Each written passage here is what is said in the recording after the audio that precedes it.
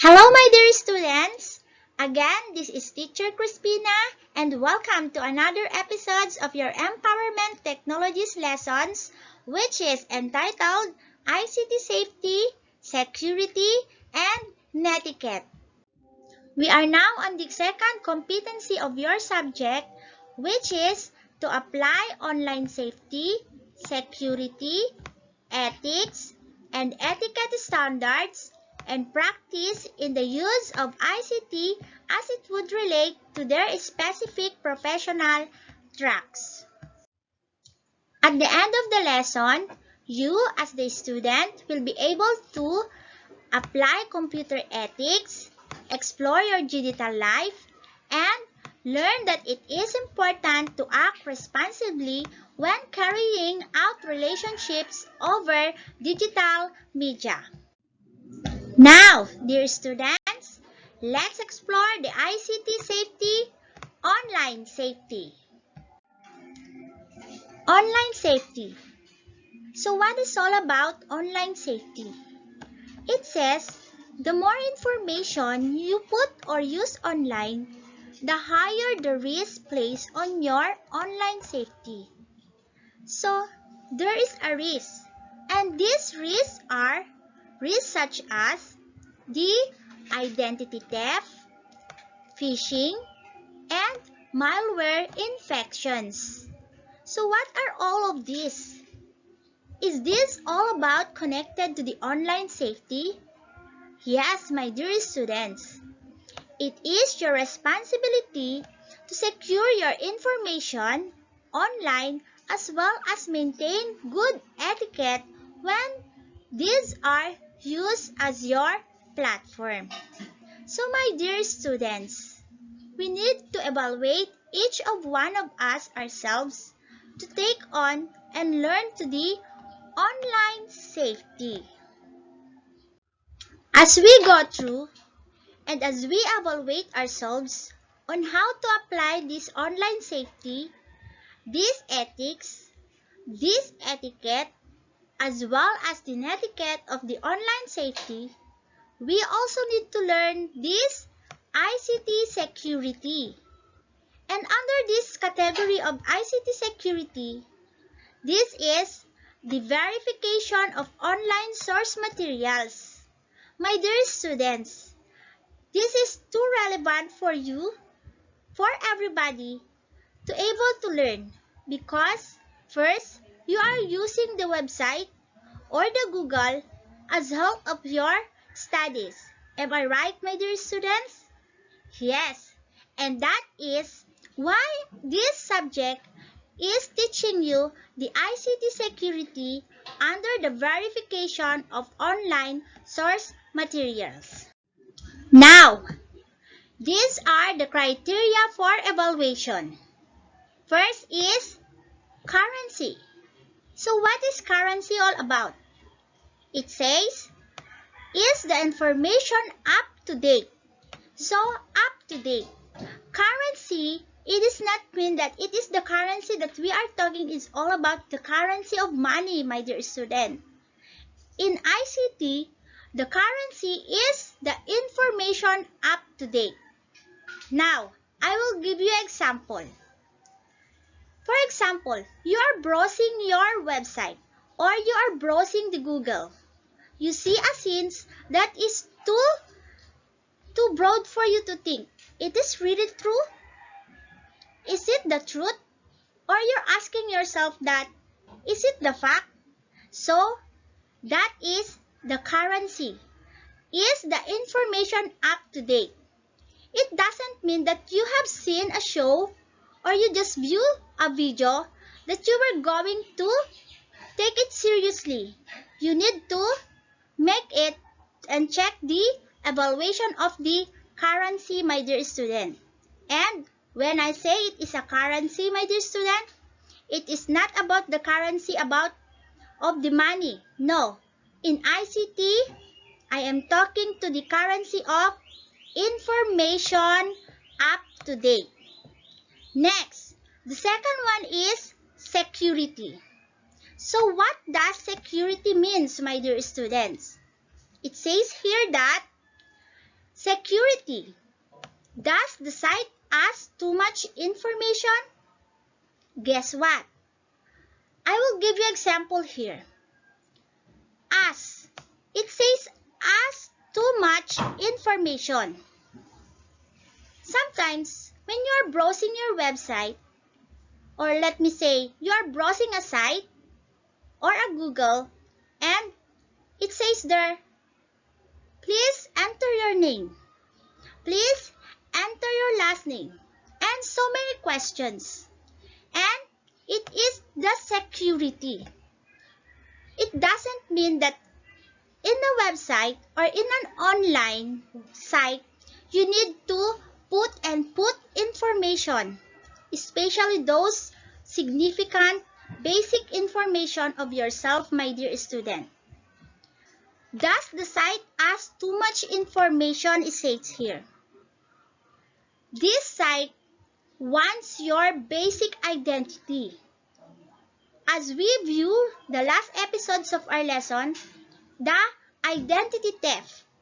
They are getting and gathering your information, my dear students. And watch out.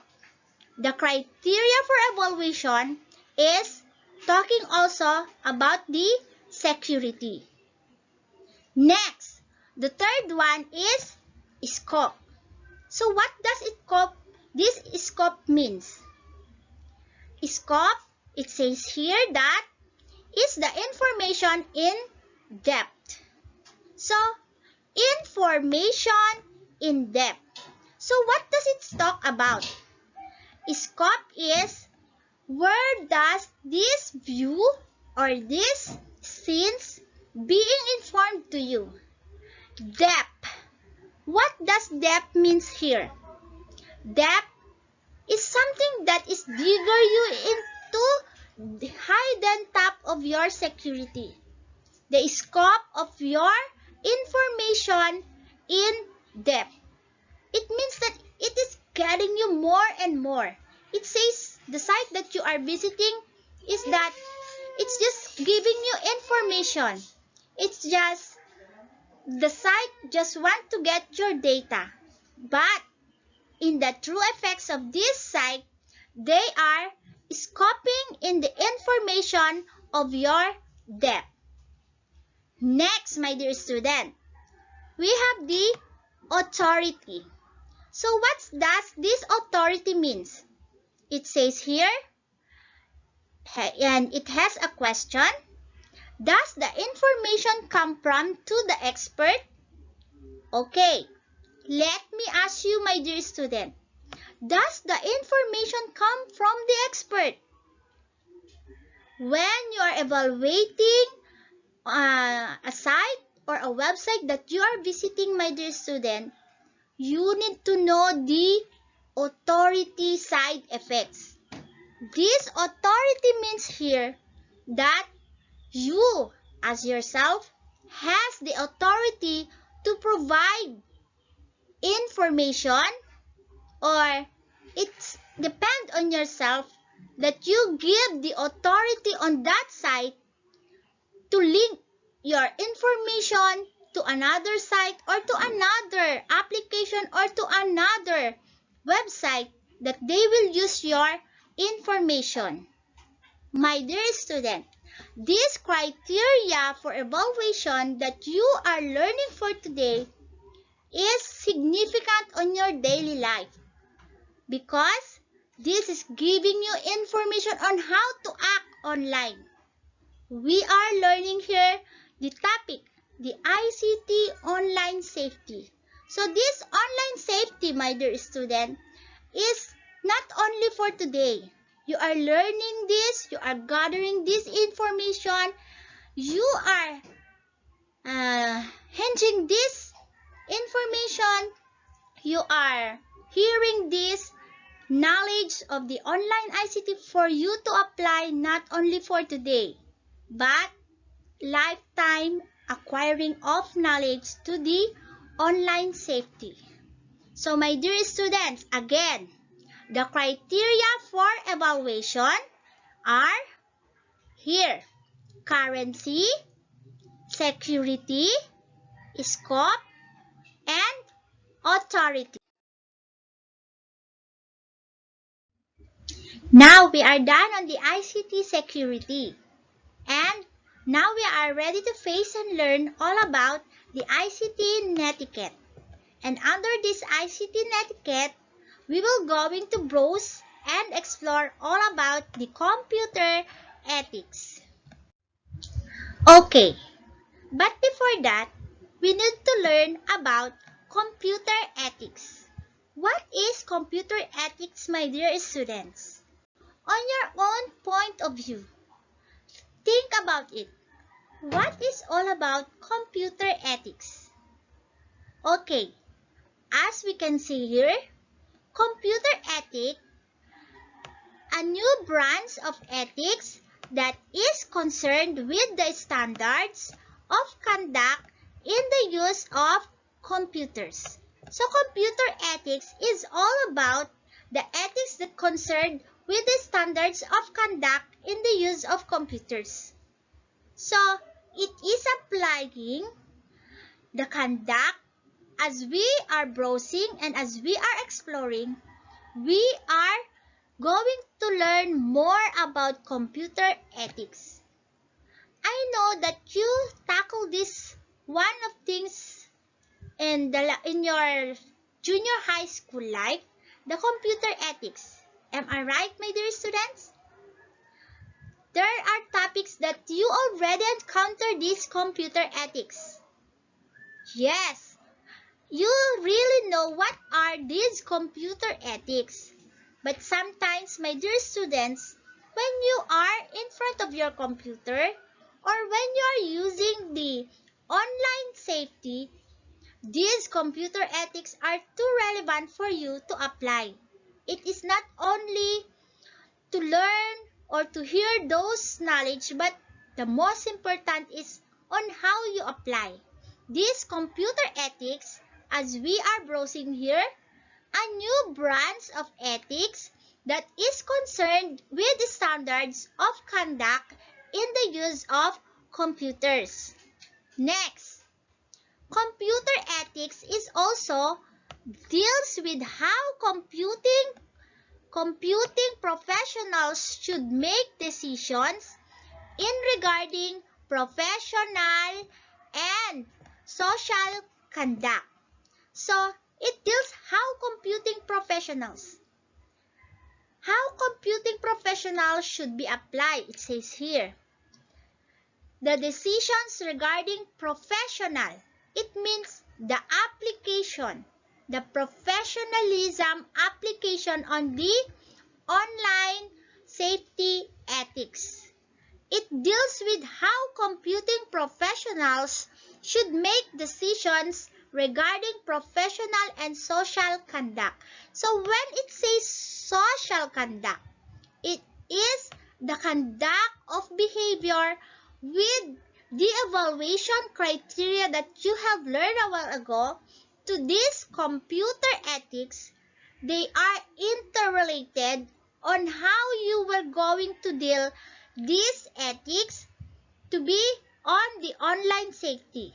These netiquettes to apply every time that you are browsing or every time that you are in the computer, in front of your computer, using the different websites, using different applications, using different sites that you are browsing. And this is interrelated with the computer ethics that we are browsing here. So, that's it, my dear student. The computer ethics, a new branch of ethics that is concerned with standards of conduct in the use of computers. Next, computer ethics deals with how computing professionals should make decisions regarding professional and social conduct.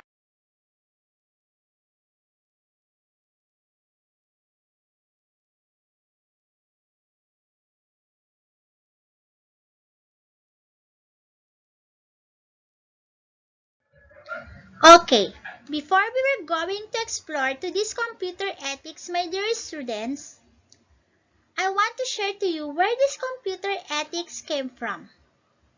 This Computer Ethics Institute created the 10 Commandments of Computer Ethics in 1992 entitled In Pursuit of the 10 Commandments, where these 10 Commandments means to create a set of standards to guide and instruct people. And this computer ethics came from the journal or from the paper of Ramon Sibarkin, year 1992. Now that you are ready to face and learn the ICT netiquettes, in this ICT netiquette, we need to explore under the category of the 10 Commandments of Computer Ethics. Are you ready, class? Are you ready, my dear students? Now, let's go to the next slide. Now we are ready to face and explore, and as well as to learn the 10 Commandments of Computer Ethics, my dear students. Here are the following computer ethics. First, thou shalt not use a computer to harm in any way. So, we should not use computer to harm people. It says here that in any way. Anything, any ways that you are using your computer, my dear student, be aware. You should not use your computer to harm in any way. Example of this that don't post and post and post nonsense things in other site or especially on the Facebook to harm people. That's it. You shall not use a computer to harm in any way. Be responsible, my dear student. Next, thou shalt not interfere with other people's computer work. Okay, example for this, my dear student, is that when you are using computer, you can browse and browse any files inside the computer because you use the computer. But according to the computer ethics, my dear student, you shall not interfere with other people's computer work. It means that don't open documents, files that is not on your property. That is, thou shalt not interfere with other people's computer work. Okay, let's go to number 3. Thou shalt not sneak around other people's files. Okay, it is interrelated with the computer ethics number 2. It says not sneak around other people's files. It means the documents. You should not sneak around. You don't have the right to open those files, to open those documents without the permission of the owner. You should not sneak around other people's files. For example, you borrow the computer of your friend, and it is your time to browse and browse everything in the computer because you have it. But according to the computer ethics, thou shalt not sneak around other people's files. Your friend really gave you the computer because he or she trusted you. So you must also know how to apply the computer ethics. That's it.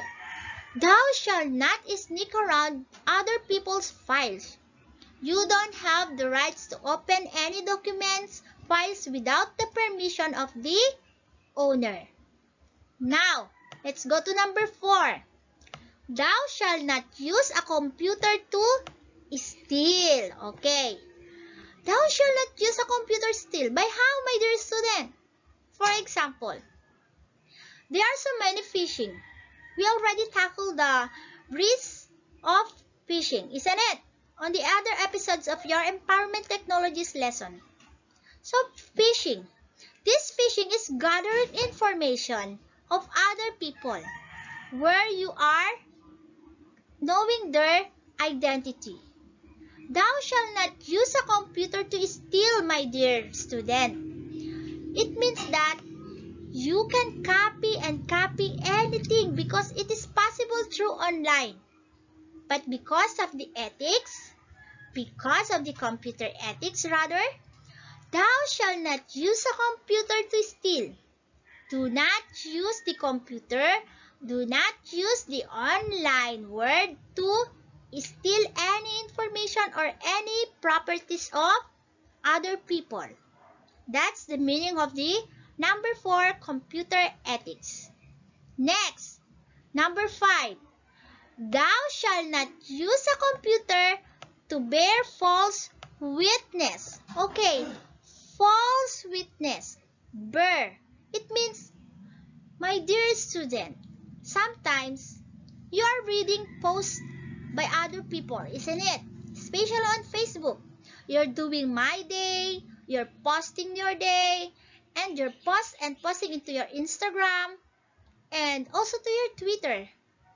And it says here to the number 5, thou shalt not use a computer to bear false witnesses. If you read or if you view scenes or anything that is on the website, please, my dear student, apply this number 5 computer ethics. Do not bear false witnesses. When it says false witnesses, that is not the facts. Don't bear false witnesses to other people, my dear student. Thou shalt not use a computer to bear false witness. For example, someone's commented to the post. A post commented by the other people, and you were going to include yourself to that. Bear false witnesses. So you're not doing right, my dear students. You are not being good. You are not applying the computer ethics that you're learning for today.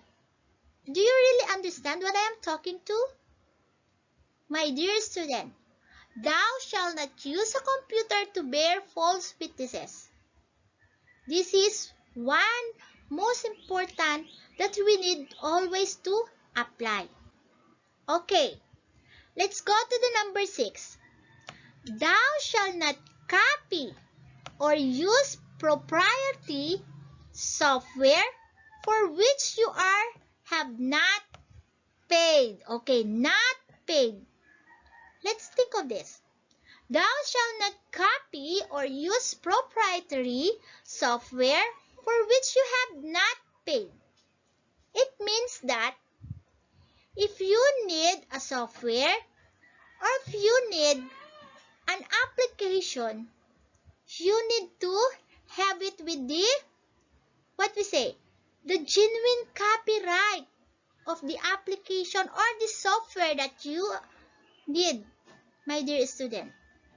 Thou shalt not copy or use proprietary software for which you have not paid. Okay, let me give you example for this. For example, you have an editing video need to apply. You want to edit video and you want a higher HD plus of your video. So you need a higher software application to use for you to have it. So, where can you get it? Where can you buy it? That's it. If you want a higher type of software to use, you have to pay for it. Don't you try it? Didn't you try online that when you ever downloaded some application, some software that it is for your own point of view, it helping you too much. But you need to upgrade into a VIP. Yes, you need to upgrade into very important personal to use for you to able to use that software. And that is one of the major computer ethics that you need to learn. Thou shalt not copy or use proprietary software for which you have not paid. Sometimes, because of lacking of money, sometimes because we don't have money to buy that software, it instincts into your mind that, oh, I can use it with this. But according to the Computer Ethics Institute, we should not do that. Remember, the Computer Ethics number 6, my dear students. Thou shalt not copy or use proprietary software for which you have not paid. So, my dear students, we are applying all of these. Remember when we are updating our Microsoft Word? Remember when we are updating our Google? We are giving a notification, or they are sending us, please be required with the reference of this software that you are using. Please, they are asking you to please verify this because you need to apply this number 6 computer ethics, my dear students. Thou shalt not copy or use proprietary software for which you have not paid. Okay, computer ethics number 7. Thou shalt not use other people's computer resources without the authorization of proper compensation. So it says here that you should not use other people's computer resources. So what are these resources? Files, own videos, the film. These are their computer resources. The software rather. Without authorization of proper compensation, you cannot share these computer resources without the authorization of proper compensation, my dear student. You need to ask permission again. So this is interrelated with the computer ethics number 6 because you need to use the software for that is paid. While in this number 7, you need the authorization of proper compensation. You compensate the owner. It means that you paid the owner before you share the computer resources that the owners have. Next, my dear student, number 8. Thou shalt not appropriate other people's intellectual output. So, intellectual output.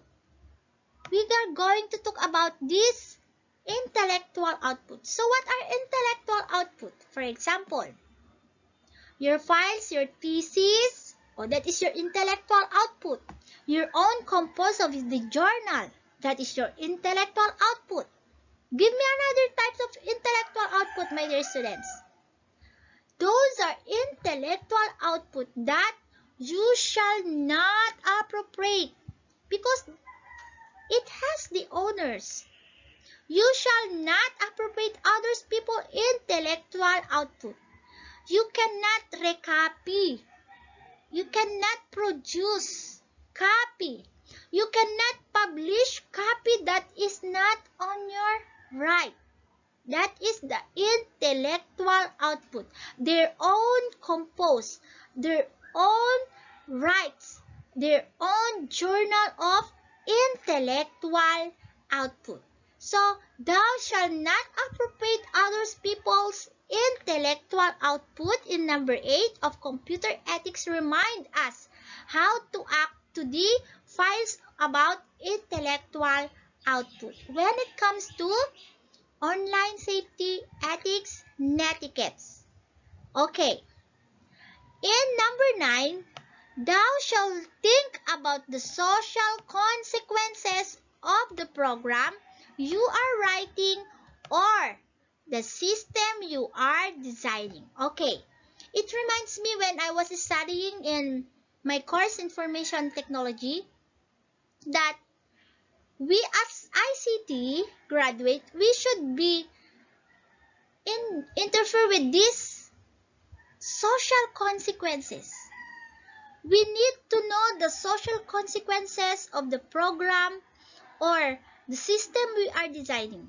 We need to know the social consequences of everything that we are doing online, not only on the system, not only on the program, but most especially when it comes into your turn as a student in Facebook, in Twitter, in Instagram. That's it. You shall think about the social consequences, my dear student. In Facebook, for example, let me say, I want to post this. So, what should that post can do? What is the effect of this post to other people? That's it. You need to think about the social consequences, my dear student. For example, you post that is all about tragedy. Or for example, you post about your my day. And that's my day is concerned of about, you know, it's your privacy, but you post and post it. But before posting it, my dear student, it reminds us as to this number 9 computer ethics. Thou shalt not, thou shalt think about the social consequences of the program you are writing or the system you are designing.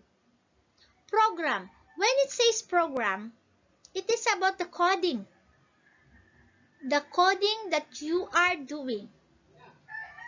When it says about the system, it is all about the databases that you are going to develop. But in your term, on how to be online safety in this number 9 computer ethics, my dear student, thou shalt think about the social consequences. It applies to you in the application of posting in your Facebook, posting in your Instagram, posting in your Twitter, or even posting on your My Day. That's it. Thou shalt think about the social consequences, my dear student. Before you post and click, you should think about the social consequences. What is the effect of this? What can I used to post? Is this good or not? That's it, my dear student. You should be aware of this. Okay, let's go to the last computer ethics, the number 10.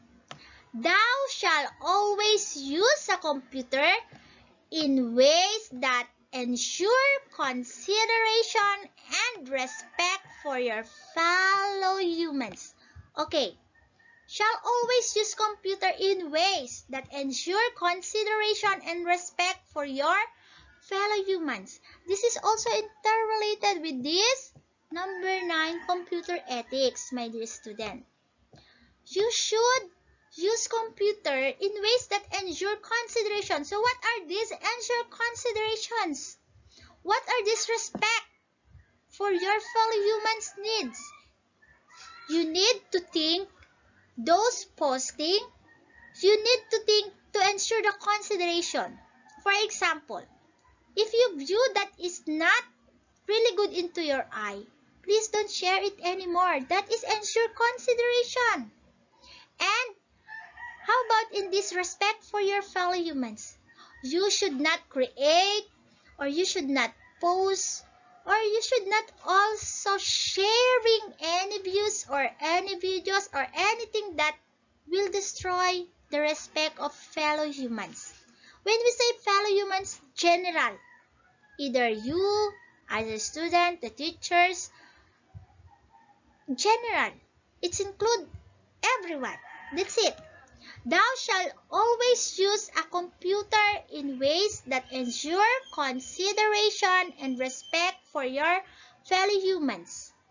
So, my dear students, these are the 10 computer commandments that is really significant, that is relevant in our daily lives.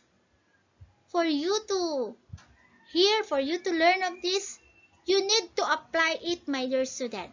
You need to encourage everyone to able to always act on it every time that you are online, every time that you are on your computer. this computer ethics netiquette is for reality, because as we are going through as the 21st upgraded, we need to realize this reality that we are now upgrading, that the generation is very broad now. But with this Computer Ethics Institute's implementation, we are uphold on these ethics, on these netiquettes, on these etiquettes for us to provide the security, for us to ensure the consideration, for us to abide for the law of ethics in the computer ethics, my dear students. So these are all the 10 computer ethics that you need to know, and I hope that you learn on this, and I hope that you really understand, and not only to understand but most of all is to apply these 10 computer ethics that you learn for today, my dear students. Next, my dear student, are you in, my dear students? Okay, let's go to another slides. And after knowing the ICT netiquettes about computer ethics, my dear student, the next is the ICT netiquette in the category of Internet ethics. Okay, what is Internet ethics, by the way? Or Internet netiquette? Internet ethics, my dear student, is a set of rules that determines how to properly communicate and browse the web. So here in Internet ethics, we're going to explore on how we communicate and browse the web, my dear student. Here are the good practices in using the Internet, my dear students. Number 1 is always keep your software or application updated and uninstall the ones that you do not use. Number 2, do not divulge sensitive information online, especially on unsafe websites. 3, be careful when dealing with emails from unknown sources or spam. 4, run your antivirus software before going online. 5, think before you click. My dear students, these are good practices in using the internet. The software application updated and uninstall the ones that you do not use means that you should able to update your software applications and uninstall the one that you do not use, because it can gather this virus that it can reflect to other software application that you have in your computer. Next, do not divulge information or sensitive information online, especially on unsafe websites. How could you categorize the safe and unsafe websites? This is more information that you need to know on the other lessons of this empowerment technology subject, my dear students. But please, be always significantly use this number 2 good practices. Do not divulge sensitive information online, especially on unsafe websites. You can detect it because the Google, or there is always something to like the cookies that say this is vulnerable website. That's it. Divulge sensitive information. Please do not share information that is really basic about you. Next, be careful when dealing with emails. These emails, they are sending you emails because your email consists of your personal data. The basic personal data that you need to keep it safe also, my dear student. These emails are gathering also your information, and it takes the spam when you open your email. You have this spam on the left sides of your email, and that spam emails are, it says it is risky. It is risky to open them because these spam emails have also viruses, or sometimes emails that when you click on it, it gathering your information, and it has a possible to share this information that we got into you to other places or to other software or application that you are dealing for. 4. Run your antivirus software before going online. Yes, this is too significant, my dear student. This antivirus software before going online is one that is guarding you, the one that will guard your documents. This antivirus need to update it also every time and then, my dear students, so that it works highly. The performance of antivirus need to update because you also updating it every now and then. Run your antivirus software before going online because this antivirus cleans the viruses that you are browsing online. For example, you visited a website. You visited a site that you click on the information or on the ads on it, and that ads contains cache, a cache that is gathering or containing virus. And this antivirus is the one who will going to clean it for you. Next, think before you click. Okay, my dear student, this number 5 practices is very cool, isn't it? Think before you click. If you cannot really memorize this because these are too long, my dear student, but the number 5, think before you click. Think before you click is too easy to memorize. That means before you click anything on your computer or on the site that you are visiting, think of it. What information should be? It is necessary that you're going to open it.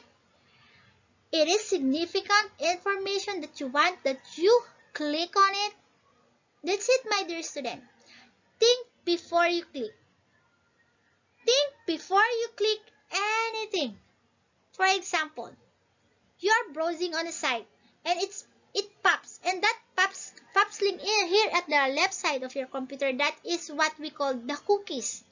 Those are the cookies of the internet, that when you click on it, there are information that it makes you exciting that you need to click them because you really want to know what the content of that message that they want you to click. But be responsible, my dear student.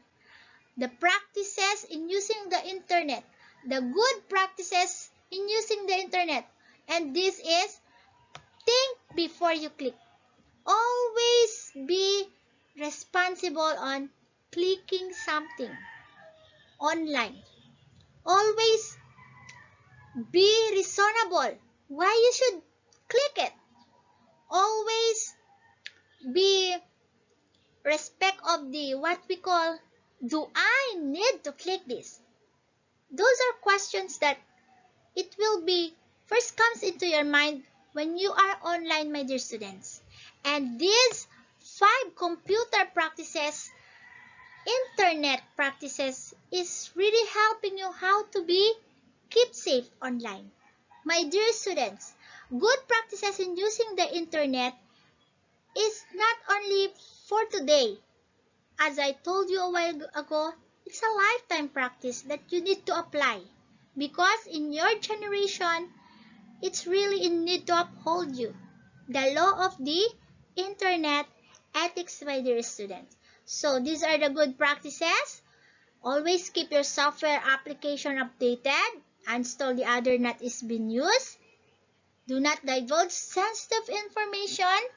Be careful when dealing with emails or spam, my dear students. Run your antivirus, of course. And think before you click. Okay, my dear students. Our next slide is all about the ICT security under the category of intellectual property, my dear students. Are you still there, my dear students? Now, let's go and explore the next slides of this ICT security.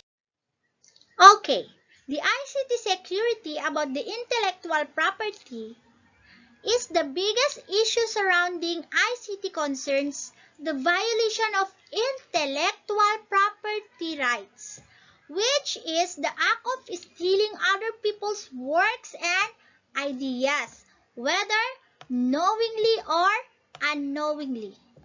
Okay, the biggest issue. This is really happening, my dear students. The violation of intellectual property rights. The act of stealing other people's works and ideas. This is because some people didn't really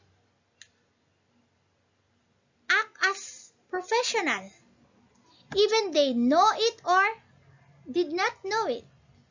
They just want to do it. That's it.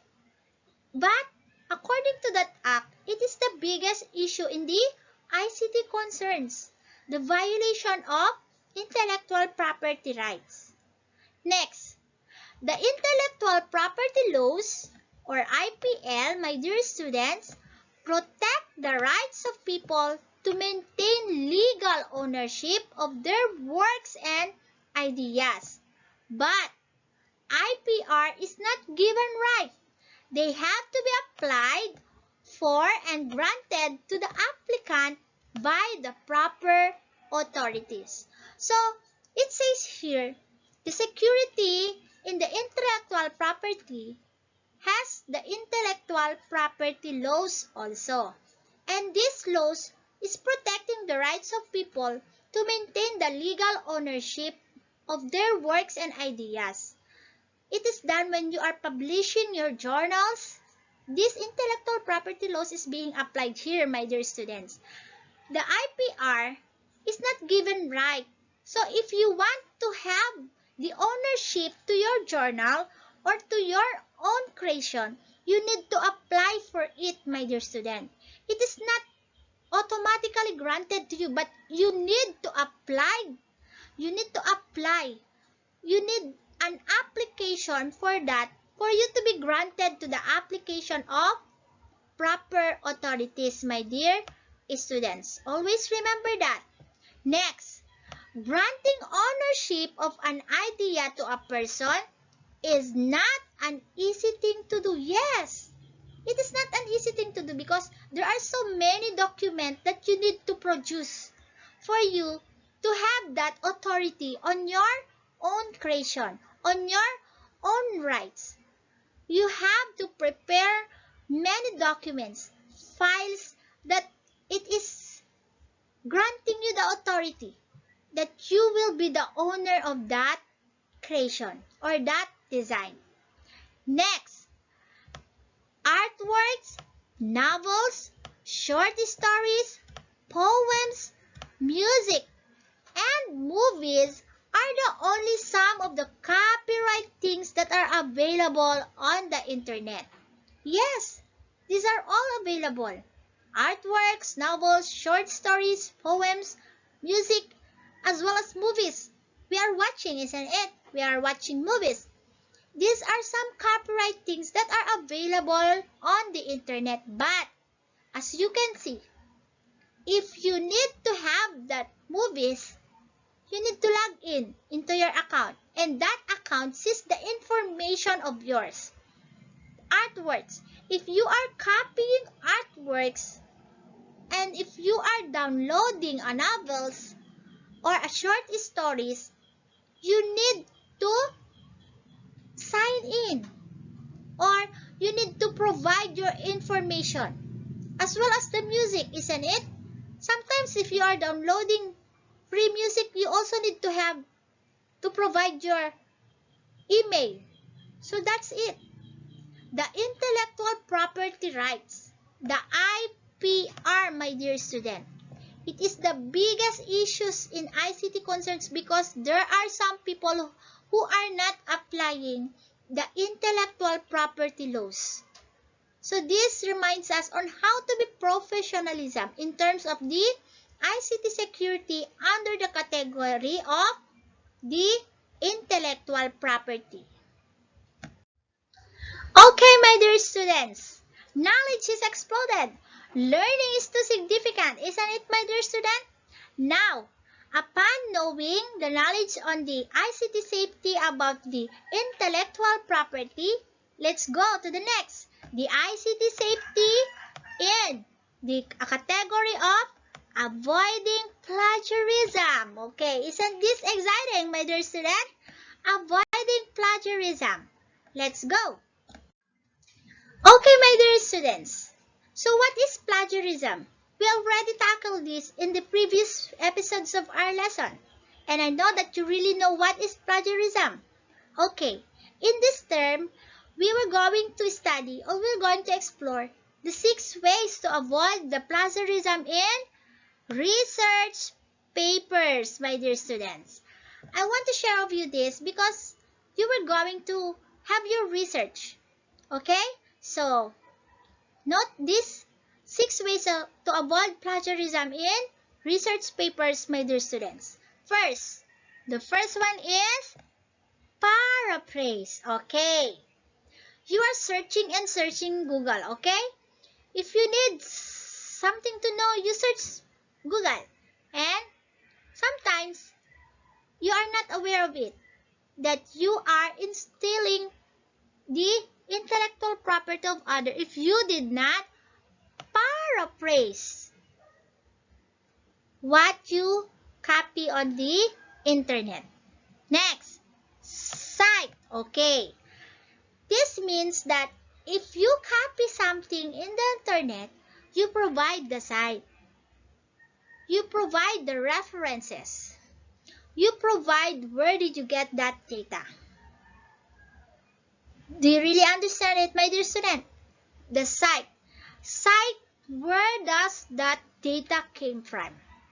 Next, number 3, quoting. Okay, this quoting means that you need to quote who is the writer, who is the owner. That's it. You quote.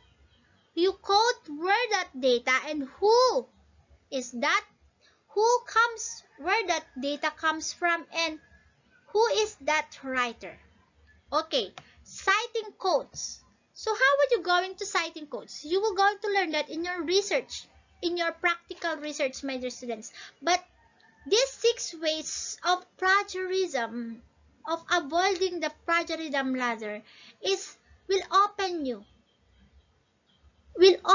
a little view of you how to avoid plagiarism in your research papers.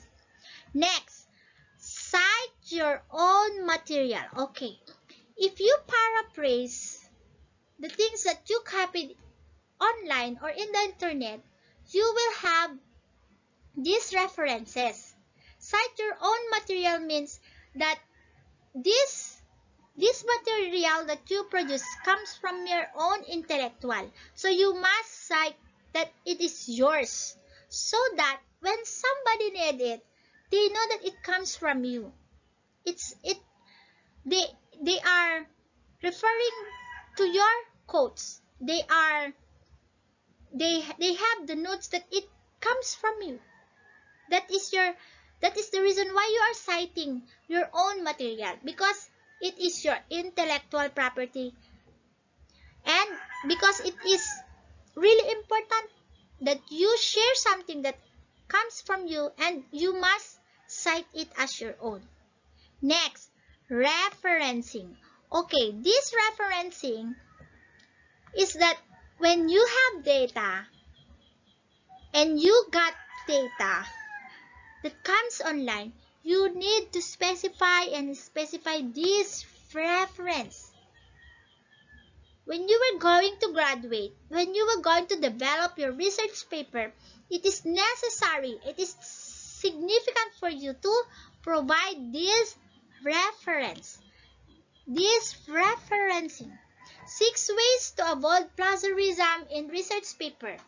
You paraphrase what you have got data online or in the internet. To cite. Cite what data you got. Cite who is the owner. Quoting. You quote what you paraphrase under. 4. Citing quotes. You should be familiar on what quotes you cite so that If someone will read your content, they know that it is being quoted. Next, cite your own material. Your own material, it means that it comes into your own intellectual property. That if you produce this into your own intellectual property and that is your own material. Next, referencing. This referencing is very important for you to avoid the plagiarism because you give honor, you ask permission to the owner of this reference, my dear students. So this is it. The 6 ways to avoid plagiarism in research paper, my dear students. Please always take note of this because you are going to apply this in your research subject. Okay, this is it, my dear student. That is all about our lesson for today. I hope that you have learned. I hope that what you have learned for today is that you will apply it not only for today but for every day of your life. Thank you for listening, my dear students. And to further verify or to assess you for today, here is your next activity. For your activity, my dear class, on your half-sheet paper, answer the following. First, give the 10 commandments on the computer ethics. And in paragraph form, my media life is like a. Please follow this format according to the tests you do that will reflect your self-test on how it works on your daily life. And please send this to our respective GC and notify me, and please follow the format of saving your activity. Okay, thank you so much everyone. Thank you for listening. Have a nice day. See you on the next episodes of our lessons.